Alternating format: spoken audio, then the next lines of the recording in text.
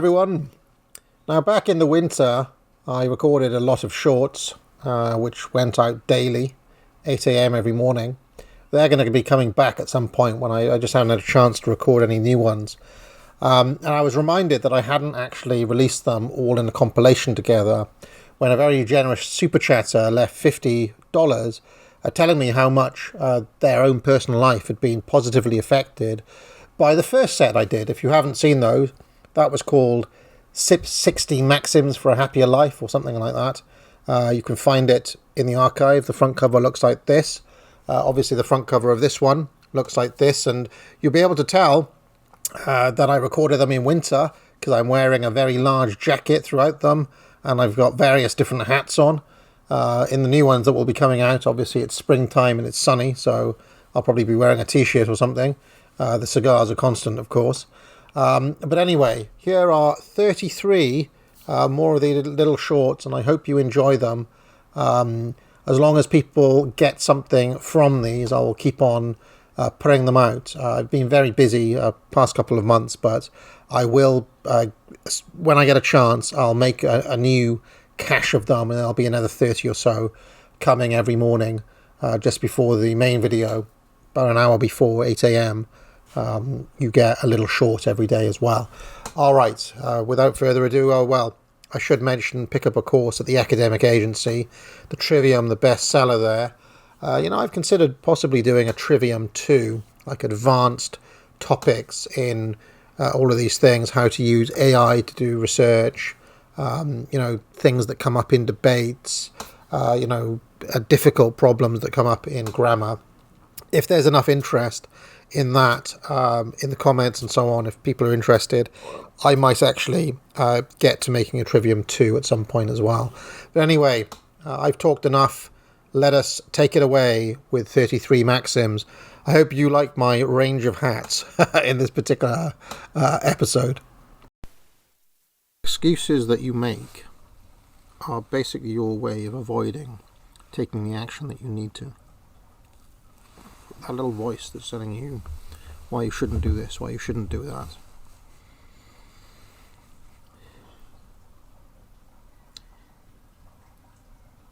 It's cowardice at the end of the day, and I'm sure there are a lot of people who've got great plans to do this and that, who've been putting it off, who've been making excuses, coming up with reasons why they shouldn't do it or shouldn't do it yet. And in my experience, those reasons are usually BS. So you should put it off no more and do that thing, get it done. Actually just start doing it. We had an interesting thing the other day, that a friend, someone you can call as a friend, not an acquaintance, is somebody that you see in 3 different settings. Right, you see them, let's say, I don't know, you're part of a bowling club together or something, and you only see them in that context. But then you, I don't know, go to the cinema with them, and then they invite you round for a birthday or something like that. Those are 3 different settings. If you see someone in 3 different settings, then they're a friend, not an acquaintance. I'd love to know where I read that, but stuck with me. If you can remember where that's from, let me know. There is a lot of people blaming factors external to themselves, something I've talked about before on these shorts. But if you keep on finding yourself doing that, wasn't me, it was because of this, it was something my mother or my father did, it was something my wife said to me, or something that my boss did at work, it was the atmosphere, the law, your upbringing, whatever it is. I mean, this is a trope, first of all, of leftists. They're always blaming external societal factors. But the truth is, most of the things that happen to you, most of the things that you kind of do or don't do, are ultimately down to you. And you need to take, especially as a man, maximum ownership, complete responsibility for yourself, for your own life. Very important. Now, one of the things that you should never do is to be emotionally dependent on another person. You know, I'm happy because she makes me happy. Common one, right?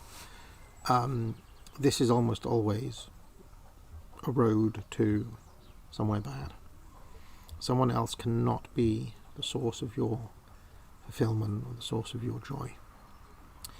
And you should not make those people, you know, whether it's a sibling, partner, parent, child, those things may bring you joy and so on, okay? But if you're saying to yourself, this is the reason I am X, you're setting yourself up for disappointment. Now, most books are written with non-fiction books I'm talking about, written with an introduction and a conclusion. One of the things I've taken to doing in recent years is grabbing a book off the shelf. Maybe I've read it before, maybe I haven't, and actually opening it in the middle. Start reading it in a middle chapter, see where it takes you. Very often you get interesting insights from doing that, not knowing the overarching thesis of the book. You pick up all sorts of interesting information that way, and I don't know, do it to 10 different books and see what you find. One of those, they're coming, guys, they're going to get me. Sometimes people get like super loyal to an organisation or wedded to a particular job they do.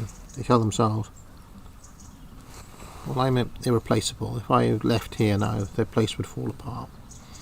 You know, they couldn't do without me. This is ultimately a cope. 9 times out of 10, especially in any large organisation, you're replaceable. You know, here's your gold watch for retirement, sir. On your bike, son.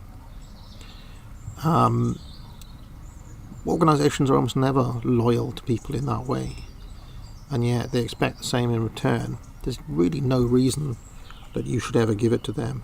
And like I said before, you should be prepared to walk out on a dime, and actually give you greater worth within that organisation too, if you have that attitude. People make to-do lists, like big lists of things that they need to do. I've never found that to be a particularly effective way of working, and in the end it ends up setting yourself up for failure. Instead, what I like to do is just have one big job that I need, like one thing I need to do today, and get that one thing done, okay? And that is achievable, that is doable in a way that the big to-do list is not. It's also the same way with when people make New Year's resolutions. You know, they make a big list of things. Well, they're setting themselves up for failure, because you're not going to be able to do all of those different things at once. Something's going to give. Better to set yourself one achievable thing. Now, if something's not working for you in a situation, change it. Even if that change is radical, even if that change is seemingly sudden, it's better to get rid of that thing that is causing you bother than to whine about it, to complain about it, etc., etc. Now, as I've talked about before, sometimes those things are not changeable by you. They're too wide, they're too spread out, in which case you need to reduce the circle of what you can and cannot control, and get it down to, cut out those things that bother you to the extent that they're intolerable, and that will make it easier, I think, to deal with. And this is something that I have done continually. One of the things that interests me is the conservative, the family man, the guy who just wants to settle down and grill. He's got his wife and his kids there, he's raising a family, and this is the be all and end all.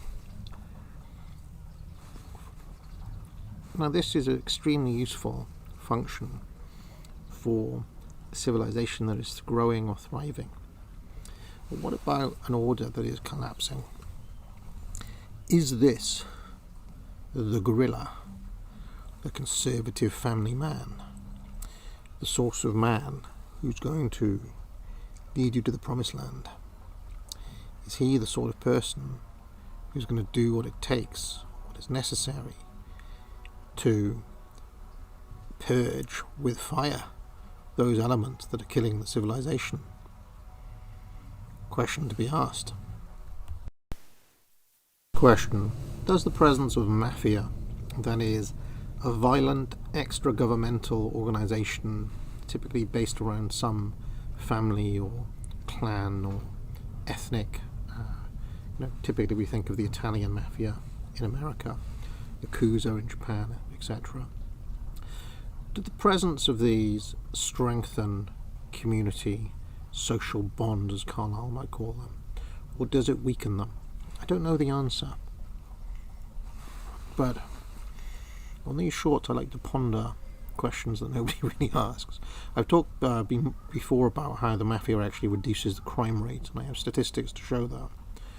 But I wonder, certainly if you watch, Godfather movies, they had a tighter sense of community, certainly, than most of us do in the current era, don't they? The characters I think about fairly regularly is Ryu from the Street Fighter games, Street Fighter 2, well, all of the Street Fighter games. He is a character who turns up in a, he turns up in a village. I'm here to face your strongest warrior. There he is. He has the scrap. And before you know it, he's gone again, off down the road for the next fight. And there's something in this warrior without attachments character which recurs fairly frequently in not just Eastern myths and stories, but also in Western stories too.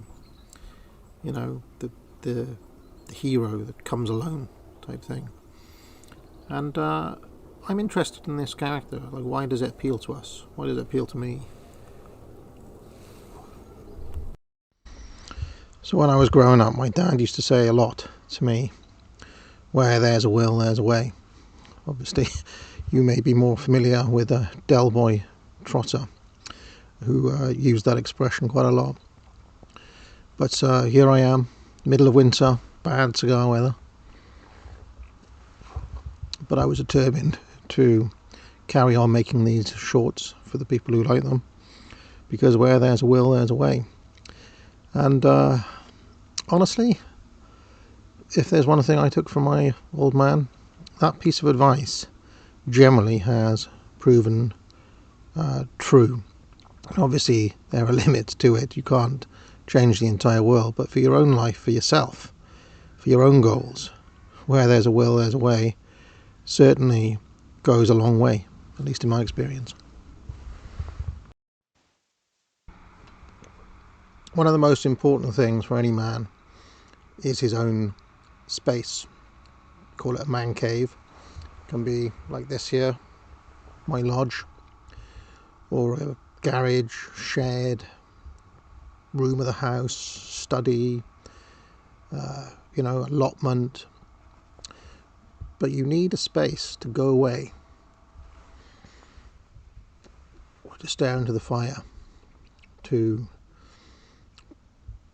have time to think, to work out what it is you want to do, just to unwind.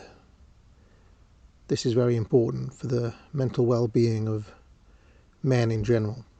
It's not the only thing. Obviously you need companionship, it's good to be in a loving relationship and all the rest of it, but you need that thing that is yours and yours alone, without the woman. Now, one of the worst things about American style libertarianism, I say American style, there's a pretty virulent strain of it here in this country as well, in Britain, is this notion that if the government does anything for you, if you benefit in any way from the government that you pay taxes to paying for, that it's daddy government. There's this kind of faux macho-ness. Oh, you want daddy government to do this and that for you. Let me tell you, the billionaires don't give a shit if daddy government gives them a contract or bails them out or whatever. Every other group in society who benefits from getting something from the government doesn't care.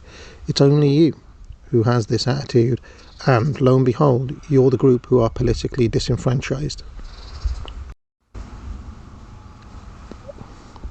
Now, one of the worst things about American-style libertarianism, I say American-style, there's a pretty virulent strain of it here in this country as well, in Britain, is this notion that if the government does anything for you, if you benefit in any way from the government that you pay taxes to paying for, that it's daddy government. There's this kind of faux macho-ness.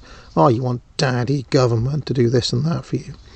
Let me tell you, the billionaires don't give a shit if daddy government gives them a contract or bails them out or whatever. Every other group in society who benefits from getting something from the government doesn't care. It's only you who has this attitude, and lo and behold, you're the group who are politically disenfranchised. Yesterday I talked about you being the only group who is politically disenfranchised. What does this mean? At one point, you may have had a strong union behind you if you're a working man. You may have had various other intermediary institutions to stand for your political interests, to stand between you and the government. A government that does not have your interests in heart. Okay? What has happened over time is that not only were those intermediary institutions smashed, but then any attempt at organising politically that has happened subsequent to that has been demonised in some way. It's been called various different names. If you want to represent your own political interests, well, now you're this, that, or the other. Dirty trick. Elon Musk likes to talk about the woke mind virus, but I would argue that for the average working man, libertarianism is an even bigger mind virus, because basically what it's telling you is that you don't get political representation and you have to be alright with that. Every other group does, but you have to just be alright to, take the slings and arrows of the market, and if you don't do that, then somehow you're less of a man or something like that.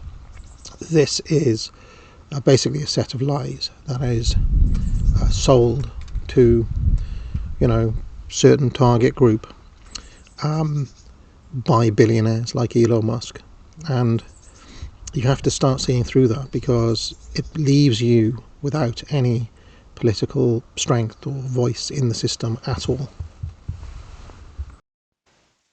A couple of weeks back I talked about Ryu from Street Fighter, and especially that ending, ceremony means nothing to him. That is something I've always taken on. I also remember a character from John Steinbeck's Of Mice and Men who didn't need the the bells and whistles on his boots, and this is something that I've kind of internalized a long time ago. Didn't attend my master's graduation from Oxford, didn't go to my PhD graduation. Don't even know where those degrees are, covered or something. I've never felt that I didn't get my plaque from YouTube, which by rights I should have. Don't need them. You don't need the trophy. Recent days talked about not needing the trophy and about the quest being more important than the end goal. Another important thing and realization to come to, especially for those of you who are on a spiritual path, is that the quest never ends. The end goal never actually comes. Even when you complete one chapter, a new one opens, and you never get to that light at the end of the tunnel. So you need to stop looking for it. The rainy day never comes. The panacea over the end of the rainbow or whatever, the happy ending, you're never going to get there. quest never ends. So yesterday I talked about not needing the trophy. Don't need the physical external validation. You already know what you've done and what you haven't done. But there's something more important, which is that often the journey, the quest, is more important than the end goal, the trophy, the representation of it, whatever.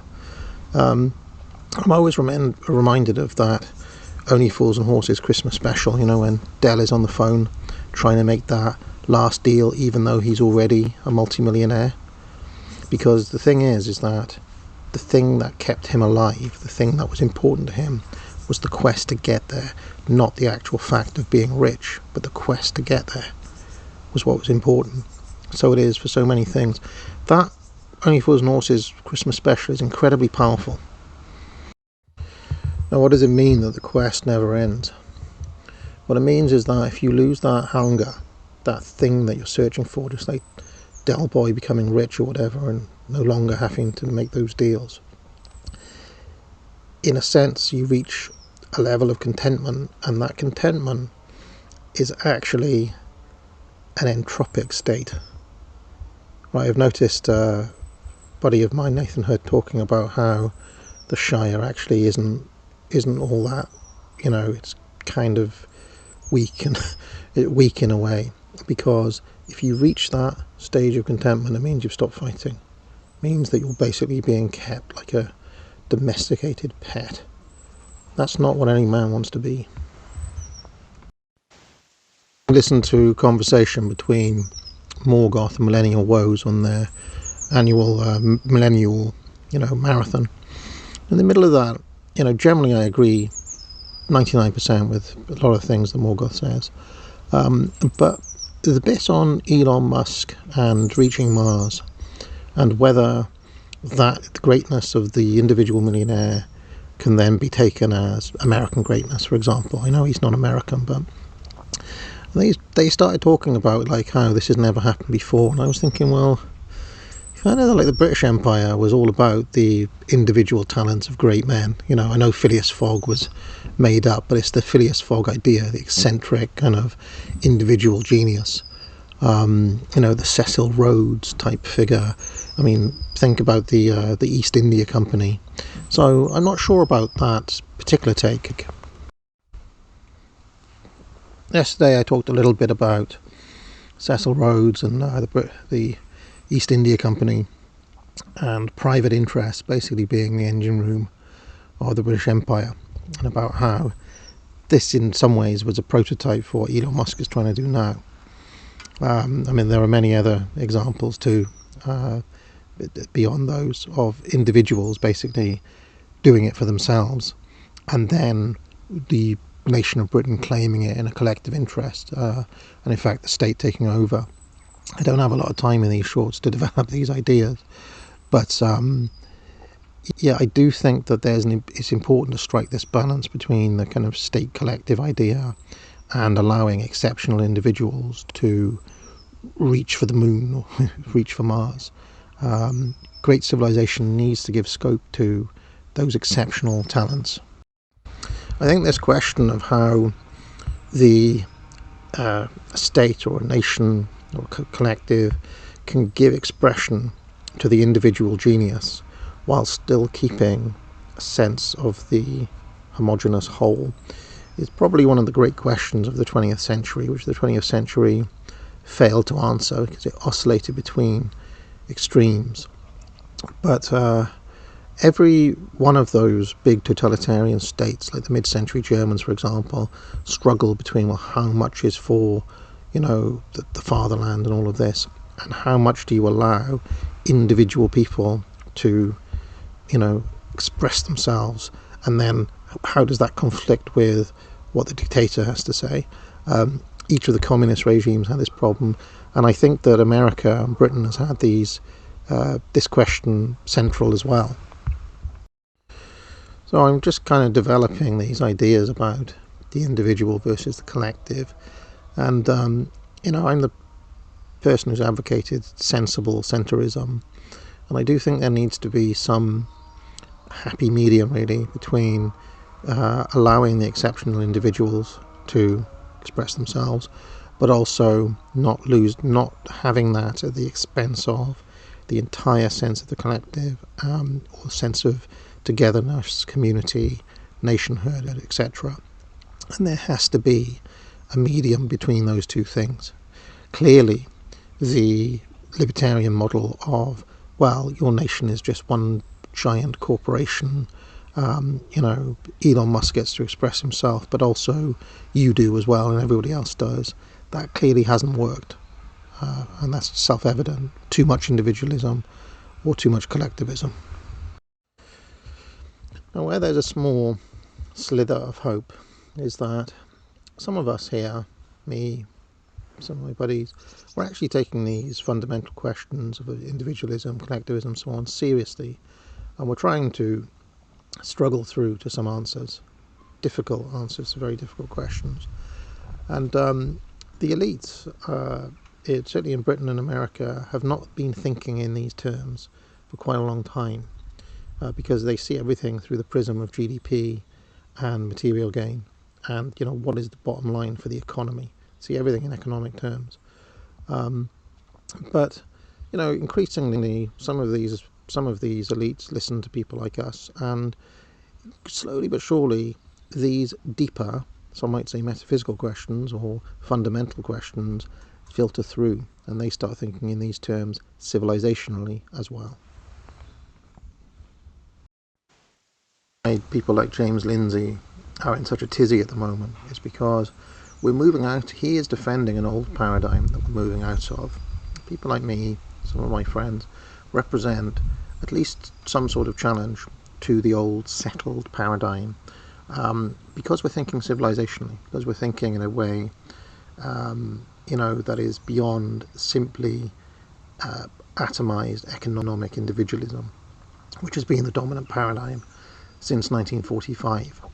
And this makes James Lindsay a reactionary, basically. I mean, he's a classical liberal centrist, blah blah blah, reactionary, but he's still basically a reactionary for an old and dying order, and that makes him scared, and that makes him lash out. That's why he's coming up with all of these nonsense names and things like that. So don't worry about James Lindsay.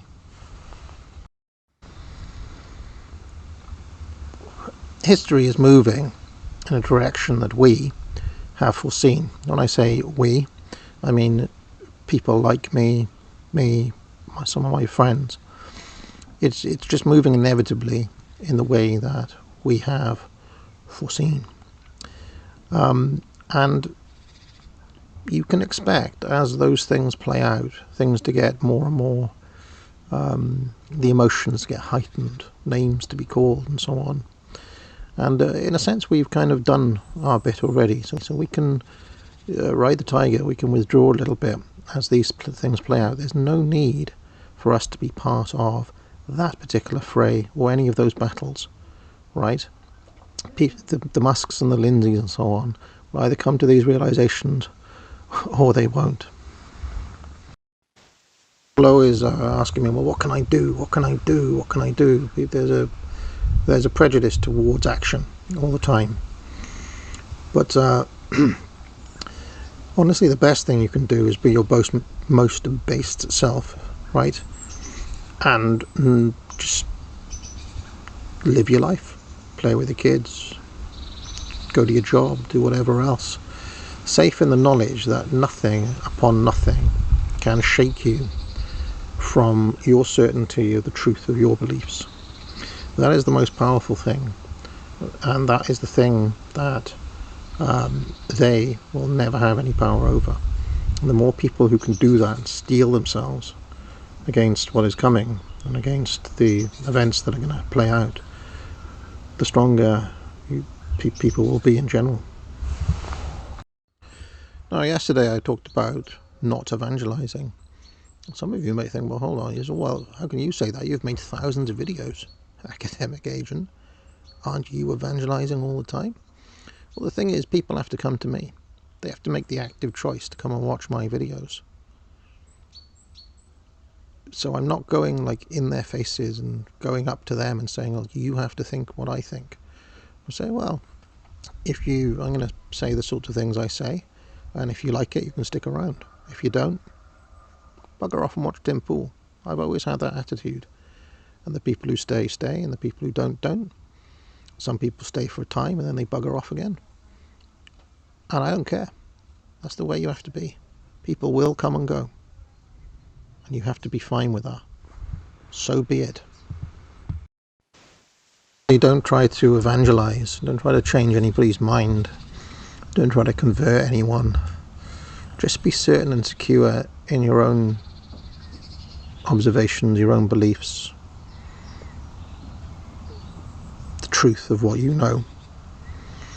And when they're ready, they will come. And if they're never ready, then they never come. But that is how you have to face it. I think people are put off by an evangelizer. People are, it's kind of anti-persuasion to actively propagandize in that way. So don't do it. In fact, they could be more curious if you're certain and stoical, kind of quiet about it. That was the way of the old Eastern masters. Why not? Part of it, what I've been talking about these past couple of days, not evangelizing, being cool with who comes and goes and so on, is you don't need to get involved in the petty office politics, who likes who, who is, like, all of that sort of stuff. You can just do without it. Like, does it ever get anyone anywhere? The gossip and I've never gone for it. I've never got involved in office politics in that way. And I always lose interest when things start getting like that, It's one of those unfortunate things. And with politics, of course, it's inevitable. There'll be a lot of that sort of thing. You just got to rise above it. And just like, I don't care. Honestly, I don't care. Yeah, best of luck to you, whatever. Now, unfortunately, the flip side of my attitude of not caring about office politics is that the sort of people who do are typically, as I've talked before, toadies, Machiavellians, snivelling sorts, the Ian Chung-Lees of this world. You can pick your own examples of people who want to climb the greasy pole. This is a certain sort of character, and unfortunately they dominate institutions. Because institutions in a way select for this sort of person. And someone who's independently minded, like me for example, doesn't tend to last long in an institutional setting like that, because too single-minded, too independent. And this is a conundrum. I'm not sure how to square that circle, but it's something that you need to keep in mind. Any organisation is going to have these people circling around it. If you like this video, be sure to like and subscribe. You can join the channel for thousands of hours of past shows in the archive and hundreds of videos. If you have any questions, you can leave a super chat or a super thanks, and I'll be sure to pick it up during my weekly office hours, which run every Tuesday afternoon.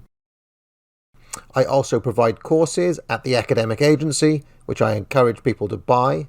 Thousands of students now have taken the Trivium to improve their skills in writing, logic and rhetoric. Just 3 of many courses available. Buy it now. But most importantly of all, friends, get out.